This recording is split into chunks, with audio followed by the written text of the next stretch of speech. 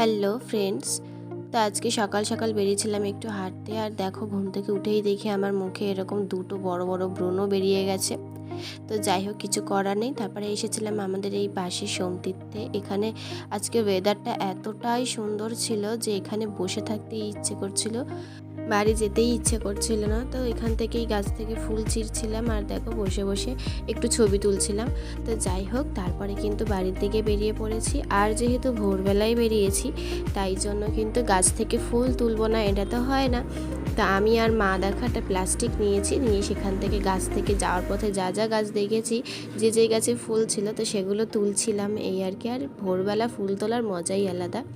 তো এভাবে কিন্তু অনেকগুলোই ফুল কিন্তু আমরা তুলেছিলাম। আর এই সুন্দর কাঠগোলাপের গাছটা কিন্তু আমাদের বাড়িতেই আছে, মানে আমাদের পাশের বাড়িতে। তো সেখান থেকেই তুলে নিয়েছিলাম।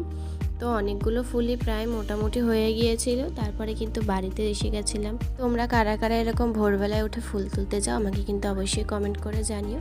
তো তারপরে দেখো বাড়ি এসে এখানে কিন্তু ছাদে বসে একটু চা খাচ্ছিলাম। আমি কিন্তু সবসময় সচরাচর চা খাই না, যেহেতু আজকে ভুলবশত ভোরবেলা উঠে গিয়েছিলাম, সেই কারণে বসে বসে একটু চা খাচ্ছিলাম। আর ওয়েদারটা যেহেতু খুব সুন্দর ছিল, তো গরমও লাগছিল না।